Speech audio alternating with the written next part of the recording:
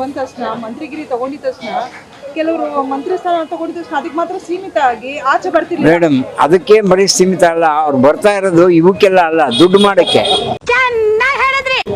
ನೀವು ತಪ್ಪು ತಿಳ್ಕೊಂಡಿದ್ದೀರಾ. ಖಂಡಿತ ಅವ್ರು ಈ ಕೆಲಸಕ್ಕೆಲ್ಲ ಬರ್ತಾರೆ, ಎಲ್ಲ ದುಡ್ಡು ಮಾಡಕ್ಕೆ. ಡಿ ಕೆ ಶಿವಕುಮಾರ್ ಹತ್ರ ಕಮ್ಮಿ ಇದೆಯಾ ದುಡ್ಡು? ಎಷ್ಟು ತಲೆಮಾರಿ, ಇನ್ನು ಎಷ್ಟು ವರ್ಷ ಇರ್ತಾನ ಅವನು ತಿನ್ನಕ್ಕೆ? 4 ತಲೆಮಾರಿರ್ತಾನ. ಆ ದುಡ್ಡು ಯಾರ ಪಾಪಿ ಗಳಿಸಿದ ಪರದೇಶಿಗೆ. ಅರ್ಥ ಆಯ್ತು ಅನ್ಸುತ್ತೆ. ಯಾರೋ ತಿಂತಾರೆ ನಾಳೆ. ತಲೆಮಾರು ಕುತ್ಕೊಂಡು ತಿನ್ನೋಷ್ಟು ಮಾಡ್ಕೊಂಡ್ಬಿಟ್ಟಿದ್ದಾರೆ ಅಂತಾರೆ. ಧಾರಾಳವಾಗಿ ನಮಗೆ ಗೊತ್ತಲ್ಲ. ಇವತ್ತು ಬಂದಿದ್ದೀರಲ್ಲ ತಿರುಗಿ HMTದು ಕುಮಾರಸ್ವಾಮಿ ಅವರೇ ಕಂಪ್ಲೀಟ್ ಹಿಸ್ಟ್ರಿನೇ ಕೊಟ್ಟಿದ್ದಾರಲ್ಲ. HMT ಈಚೆ ಬಂದರೆ ಸಾಹೇಬರು ಒಳಗೋಗ್ಬೇಕು. ಬಿಚ್ ಹೇಳ ಎಲ್ಲ ಏನೇನಂತ ಬಿಚ್ ಹೇಳ ನನ್ನನ್ನು ಕಳ್ಸೋಕೆ ನೋಡ್ತಾ ಇದ್ದಾರ. ನೀವು ಮಾಡಿರೋ ಕಳ್ಸೋಕೆ ನೋಡೋದೆ. ನೀನು ನ್ಯಾಯ ಮಾಡಿದ್ದಿದ್ರೆ HMTದು ಅಲ್ಲಿ ಜಾಗ ಫ್ಯಾಕ್ಟ್ರಿ ಕ್ಲೋಸ್ ಆಗಿತ್ತು. ಕ್ಲೋಸ್ ಆದಮೇಲೆ DLFನವ್ರಿಗೆ ಮಾತುಕತೆ ಆಡ್ಬಿಟ್ಟು ಇವನು ಜಾಗ ಕೊಟ್ಬಿಟ್ಟ.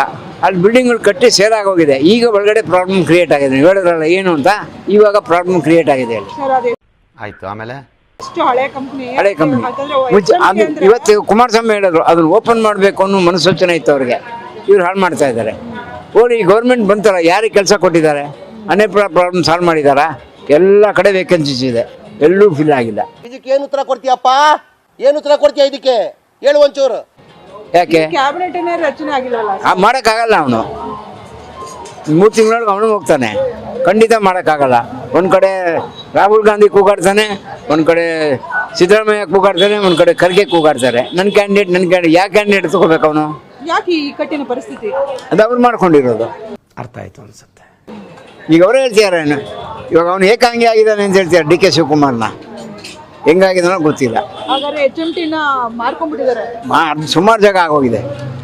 ಇವಾಗ ರಿವೋಕ್ ಮಾಡಿಕೊಂಡು ಕಂಪ್ನಿ ಓಪನ್ ಮಾಡೋದಕ್ಕೆ ಈಸ್ ವೇಟಿಂಗ್ ಫಾರ್ ದಟ್. ಚುಚ್ಚಿದ್ರು ಗುಂಡೆಕ್ಕಿದ್ರು ಈ ಕಾಂಗ್ರೆಸ್ಸಿಗರು ಯಾರು ಎದುರುದಿಲ್ಲ. ಕುಮಾರಸ್ವಾಮಿ HMT ಅಂದ್ರೆ ಇಡೀ ಇಂಡಿಯಾ ಆಗಿದ್ದು HMT ಬಾಕ್ಸ್ ಎಷ್ಟು ಫೇಮಸ್ ಇತ್ತು.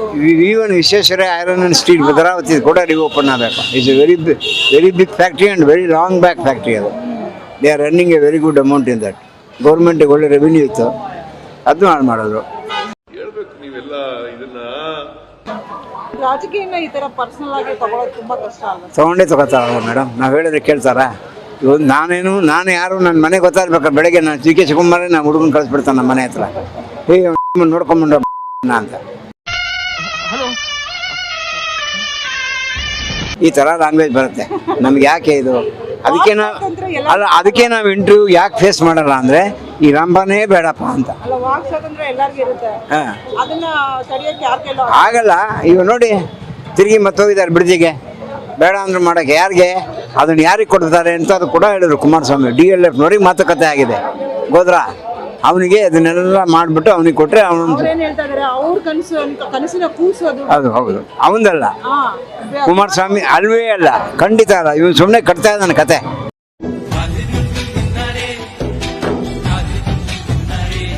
ಈಗ ಕಮ್ಯುನಿಟಿ ಒಂದೇ ಇರೋದ್ರಿಂದ ಅವ್ರವ್ರಿಗೆ ಇದ್ದೇ ಇರೋದು ಬಿಡಿ. ಎಗನೆಸ್ಟದು ಯಾವತ್ತೂ ಅಷ್ಟೇ ಹೇಳ್ತಾರಲ್ಲ, ಅವ್ರವ್ರಿಗೆ ಆಗಲ್ಲ ಅಂತ.